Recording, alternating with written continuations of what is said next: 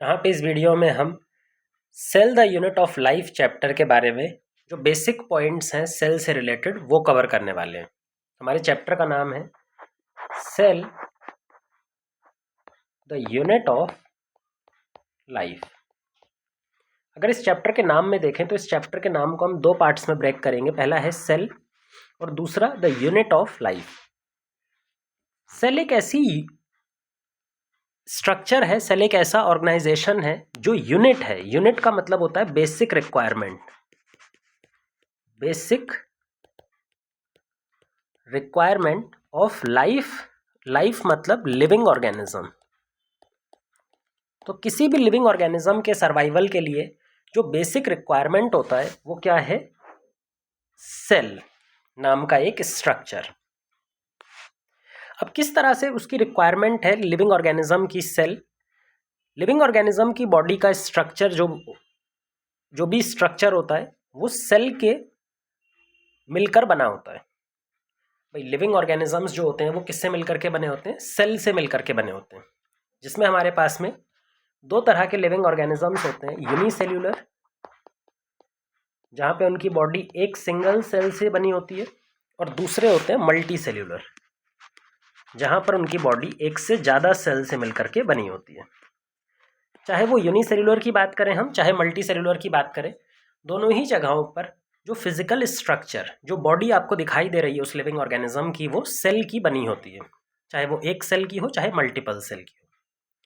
इसका मतलब बॉडी का जो स्ट्रक्चरल फीचर है, बॉडी का जो स्ट्रक्चर है, लिविंग ऑर्गेनिज्म का स्ट्रक्चर है, वो एक सेल के मदद से बनता है।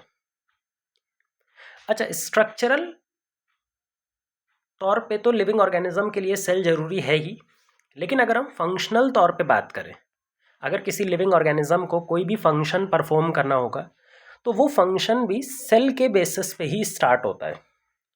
कोई भी फंक्शन जो हम परफॉर्म करते हैं वो स्टार्ट कहाँ से होता है? सेलुलर लेवल पर स्टार्ट होता है, और फिर धीरे धीरे आते आते वो टिश्यू लेवल, ऑर्गन लेवल और ऑर्गन सिस्टम लेवल पर आकर के फाइनली एक्सप्रेस होता है। इसका मतलब जो सेल है वो किसी भी लिविंग ऑर्गेनिज्म की बॉडी का स्ट्रक्चरल यूनिट भी है प्लस फंक्शनल यूनिट भी है। हमें ये जरूर याद रखना है कि भाई जो सेल है वो लिविंग ऑर्गेनिजम्स के लिए structural unit plus functional unit दोनों की तरह काम करने वाला है। स्ट्रक्चरल मतलब बॉडी का फिजिकल ढांचा सेल से मिलकर के बना हुआ है। फंक्शनल मतलब बॉडी में जितने भी फंक्शन चलते हैं, जितने भी लिविंग ऑर्गेनिज्म एक्टिविटीज़ परफॉर्म कराते हैं, वो कहाँ पर स्टार्ट होती है? वो सबसे पहले सेल्यूलर लेवल पर स्टार्ट होती है।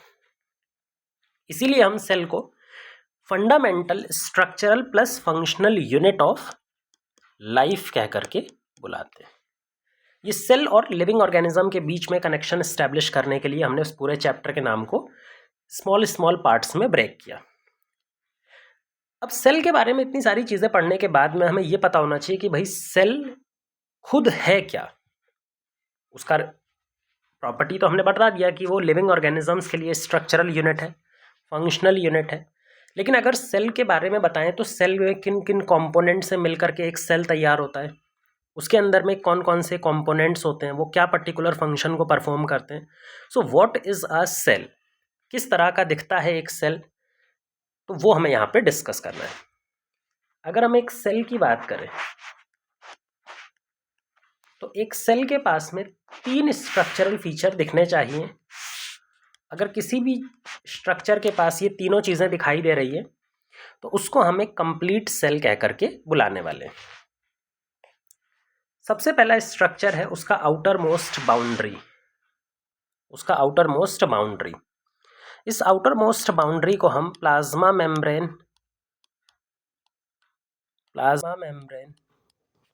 या फिर सेल की मेम्ब्रेन,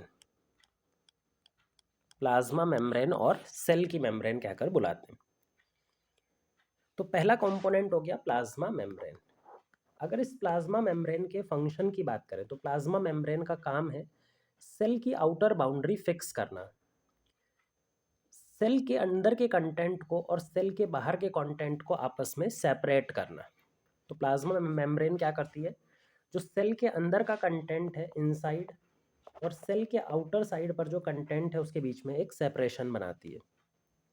लेकिन ये सेपरेशन बिल्कुल एब्सोल्यूट नहीं है। बहुत सारे ऐसे मटेरियल्स होते हैं जो सेल से बाहर निकलने वाले हैं, और बहुत सारे ऐसे मटेरियल्स हैं जो सेल के अंदर बाहर से आने वाले हैं। मतलब कि जो सेल के अंदर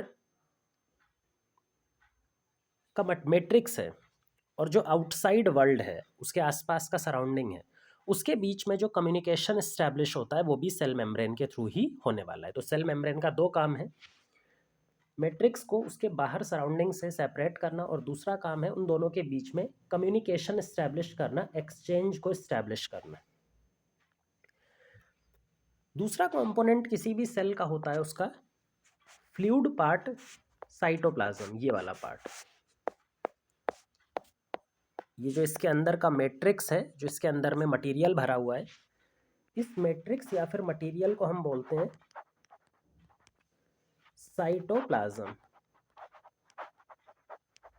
साइटोप्लाज्म, ये जो साइटोप्लाज्म है ये एक सेमी फ्लूइड मैट्रिक्स है। सेमी फ्लूइड मैट्रिक्स, ना तो पूरी तरह से फ्लूइड है ना ही पूरी तरह से सॉलिड है। और इस सेमी फ्लूइड मैट्रिक्स के अंदर में कई सारी केमिकल रिएक्शंस या फिर बायोकेमिकल प्रोसेस ऑपरेट कर रहे होते हैं। इस सेमी फ्लूइड मैट्रिक्स में क्या चल रहा होता है? A number of chemical reactions, और यही केमिकल रिएक्शंस अल्टीमेटली सेल के किसी भी फंक्शन को जनरेट करती हैं।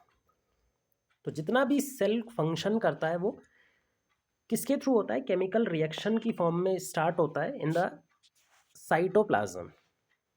यहाँ पर बहुत सारी metabolic reaction, chemical reaction operate कर रही होती है। क्योंकि सारी केमिकल रिएक्शंस साइटोप्लाज्म में चलने वाली हैं, इसीलिए हम बात करते हैं साइटोप्लाज्म इज मेन अरीना। हमारे सेल का मेन अरीना या फिर मेन जगह है, मेन रीजन है of all cellular activities, of all cellular activities. अब हमारा सेल एक कंट्रोल्ड सिस्टम है। ऐसा हम नहीं बोल सकते कि भाई हमारे सेल में जितनी भी फंक्शन हो रहे हैं, जितनी भी केमिकल रिएक्शंस चल रही हैं, वो रैंडमली चलती है, वो एक कंट्रोल्ड मैनर में चलती हैं। तो उनको कंट्रोल करने के लिए एक पर्टिकुलर स्ट्रक्चर प्रेजेंट होता है जिसका नाम है न्यूक्लियस। तो जो तीसरा एक स्ट्रक्चर है इसका नाम है न्यूक्लियस। न्यूक्लियस का काम है जो भी केमिकल रिएक्शन, जो भी फंक्शन सेल परफॉर्म कर रहा है उसको कंट्रोल करना। मतलब ये कंट्रोल करता है सेल्यूलर एक्टिविटीज, सेल्यूलर एक्टिविटीज। इसको ब्रेन ऑफ सेल भी हम कई बुक्स में आपको दिखेगा। न्यूक्लियस के अंदर में डीएनए प्रेजेंट होता है। एक्चुअल में डीएनए ही वो मॉलिक्यूल है जिसके थ्रू वो रेगुलेशन कर पाता है। ठीक है, तो ये पूरा हमारा हो गया 3 कंपोनेंट्स, प्लाज्मा मेम्ब्रेन, दूसरा है साइटोप्लाज्म, और तीसरा है न्यूक्लियस।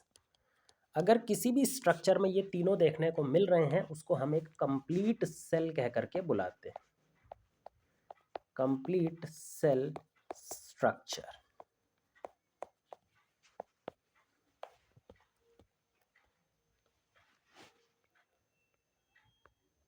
अब ये हमने बात की है भाई सेल आज के टाइम पर जो हमें मालूम है, और ये बेसिक स्ट्रक्चर है भाई, इतना तो हर एक सेल में प्रेजेंट होगा ही होगा।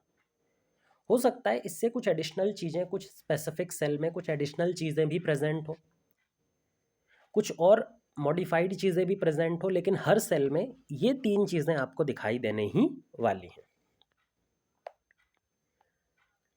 अब ये तो हमारे पास में आज के टाइम पर सेलुलर नॉलेज के हिसाब से हम सेल के बारे में क्या समझते हैं, हमारी समझ कितनी है, वो हमने यहाँ पर डिस्क्राइब किया। लेकिन इसके लिए हमें अब यहाँ पर हिस्ट्री पढ़नी पड़ेगी कि भाई सेल की स्टडी में किन किन साइंटिस्ट ने अपना कंट्रीब्यूशन दिया है, किस तरह से उन्होंने सेल के स्ट्रक्चर को पढ़ने में अपना कंट्रीब्यूशन प्रोड्यूस किया है। इसके लिए हम एक टॉपिक यूज़ करते हैं, history of cell study. History of cell study.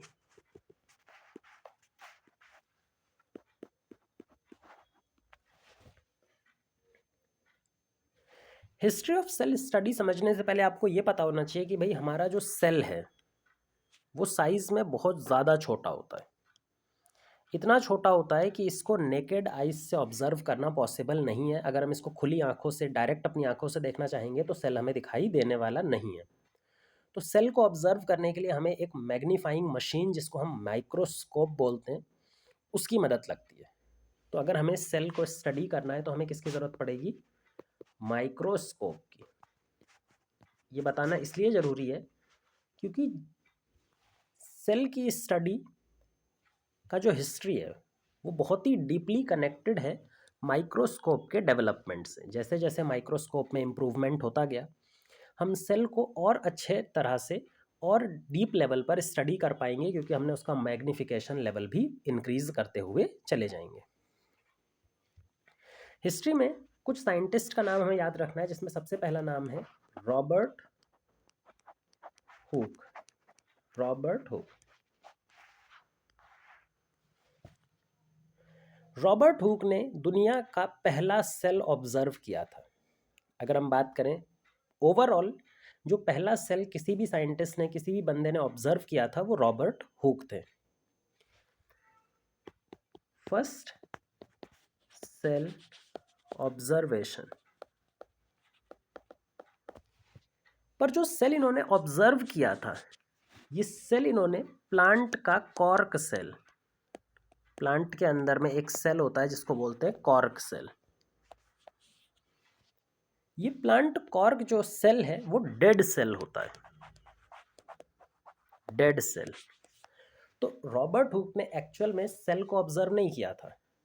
Cell का जो डेड रिमेन था, सेल की डेथ के बाद में जो बचा हुआ कंपोनेंट था, सेल वॉल, जो उसकी आउटर मोस्ट बाउंड्री होती है प्लांट सेल की, सेल वॉल, वो बच जाती है उसके मरने के बाद में। उसी को उन्होंने सबसे पहली बार ऑब्जर्व किया था। क्योंकि उस सेल के अंदर में सिर्फ आउटर मोस्ट बाउंड्री बची हुई थी, तो उनको वो सेल कैसे दिखाई दिए? ऐसे खाली बॉक्स लाइक, ऐसा हेक्सागोनल शेप के बॉक्स लाइक स्ट्रक्चर उनको दिखाई दिए, जिसमें ये आउटर बाउंड्री उनका सेल वॉल है और बीच में ये खाली जगह, एम्प्टी स्पेस प्रेजेंट है। अब जो इन्होंने ये ऑब्जर्व किया, ये पैटर्न ऑब्जर्व किया, इसके लिए इन्होंने एक नाम दिया सेल्यूला, या इसको ही हम सेल बोलते हैं।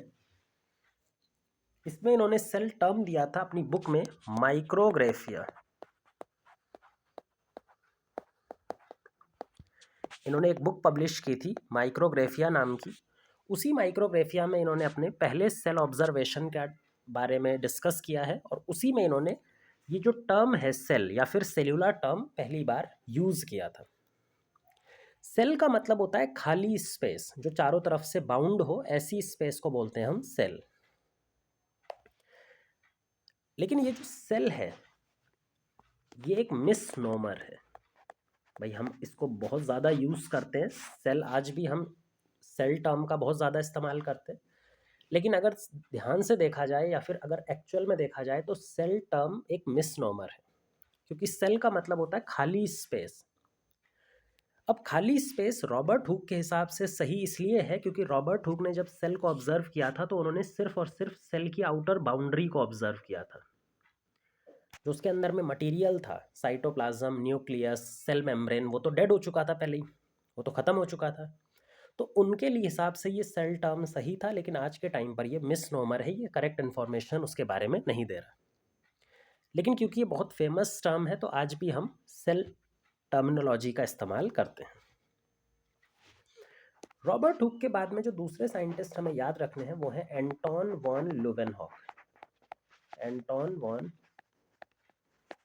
ल्यूवेनहॉक। ये जो एंटोन वॉन ल्यूवेनहॉक हैं, ये दुनिया के वो पहले साइंटिस्ट हैं जिन्होंने लिविंग सेल को पहली बार ऑब्जर्व किया। इन्होंने पहली बार फर्स्ट लिविंग सेल्स, जो जिंदा सेल्स थी उनका ऑब्जर्वेशन किया। लिविंग सेल्स में भी इन्होंने बैक्टीरिया को ऑब्जर्व किया, बरसात के पानी में इन्होंने बैक्टीरिया को ऑब्जर्व किया। प्रोटोजोआ एक ग्रुप ऑफ माइक्रोस्कोपिक ऑर्गेनिजम्स होते हैं जिनको इन्होंने ऑब्जर्व किया। स्पर्म सेल को ऑब्जर्व किया, एटसेट्रा। तो ऐसे बहुत सारी चीज़ों को इन्होंने वहाँ पर ऑब्जर्व किया। तो अगर लिविंग सेल की बात आती है तो हम एंटोन वॉन ल्यूवेनहॉक का नाम देते हैं, और अगर ओवरऑल फर्स्ट सेल की बात आती है तो हम रॉबर्ट हुक की बात करते हैं। धीरे धीरे माइक्रोस्कोप में इम्प्रूवमेंट होता चला गया। भाई पहले हमने रॉबर्ट हुक की बात की, फिर उसके बाद आया एंटोन वॉन ल्यूवेनहॉक। इसके बाद में जैसे जैसे माइक्रोस्कोप में इम्प्रूवमेंट होते जा रहे हैं, माइक्रोस्कोप का मैग्नीफिकेशन बढ़ता गया, सेल के जो इंटरनल डिटेल्स हैं, सेल के अंदर मिलने वाली जो डिटेल्स हैं, साइंटिस्ट ने उसको भी ऑब्जर्व करना स्टार्ट कर दिया। तो सेल में एक स्ट्रक्चर मिलता है जिसका नाम है न्यूक्लियस, जो हमने बताया था भाई ब्रेन ऑफ सेल भी कहलाता है। काफ़ी इम्पोर्टेंट पार्ट होता है सेल का और काफ़ी बड़ा पार्ट होता है। इसको पहली बार 1831 में रॉबर्ट ब्राउन नाम के एक साइंटिस्ट ने ऑब्जर्व किया। बी से आप रॉबर्ट ब्राउन, ये ब्रेन हो गया, ये उल्टा करना था, ठीक है। सेल का ब्रेन है और इन्होंने 1831 में इसको पहली बार ऑब्जर्व किया। तो यहाँ पे हमारे माइक्रोस्कोप में लगातार इम्प्रूवमेंट हो रहे हैं और उससे हम सेल को और अच्छी तरीके से स्टडी कर पा रहे हैं। ये जितना भी स्टडी हुआ है था अभी तक, ये सारा स्टडी लाइट माइक्रोस्कोप के भरोसे हुआ था। भाई माइक्रोस्कोप दो तरह के होते हैं, लाइट माइक्रोस्कोप और इलेक्ट्रॉन माइक्रोस्कोप। अभी तक जितनी भी स्टडी हुई है वो किसकी मदद से हुई है? Light microscope. लाइट माइक्रोस्कोप यानी कि हम लाइट का इस्तेमाल करते हैं, विजिबल लाइट का इस्तेमाल कर रहे हैं यहाँ पे। लेकिन एक और इम्प्रूव्ड माइक्रोस्कोप जो मिड 1950s में आया था, मिड 1950s में, जिसने सेल बायोलॉजी जो फील्ड है उसको पूरी तरह से चेंज कर दिया, जिसको बोला जाता है इलेक्ट्रॉन माइक्रोस्कोप। इलेक्ट्रॉन माइक्रोस्कोप, ये जो इलेक्ट्रॉन माइक्रोस्कोप है ये इतना ज़्यादा एडवांस्ड होता है या इतना ज़्यादा मैग्नीफाई कर सकता है किसी भी सेल को कि इसकी मदद से हम सेल की छोटी से छोटी डिटेल्स या किसी भी डिटेल को सेल के अंदर में हम स्टडी कर सकते हैं। तो इलेक्ट्रॉन माइक्रोस्कोप के आने के बाद में कंप्लीट सेल स्ट्रक्चर को हमने पढ़ा, कंप्लीट सेल स्ट्रक्चर। तो अगर हमें सेल के अंदर किसी भी कंपोनेंट को पढ़ना हो तो हम इलेक्ट्रॉन माइक्रोस्कोप की मदद से पढ़ सकते हैं, ठीक है। ये कुछ बेसिक साइंटिस्ट की बातें थी, कुछ हिस्ट्री थी, सेल के बारे में बेसिक बातें जो सेल से रिलेटेड थी वो हमने यहाँ पर करी। नेक्स्ट वीडियो में हम सेल थ्योरी की बात करेंगे, एक ऐसी थ्योरी जो सेल के कॉन्सेप्ट को, सेल के स्ट्रक्चर को लिविंग ऑर्गेनिज्म के साथ में कनेक्ट करती है कि भाई सेल लिविंग ऑर्गेनिज्म से किस तरह से जुड़ा हुआ है और सेल और लिविंग ऑर्गेनिज्म के बीच में आपसी क्या रिलेशन है, उसको समझाने का काम किया था पहली बार सेल थ्योरी ने।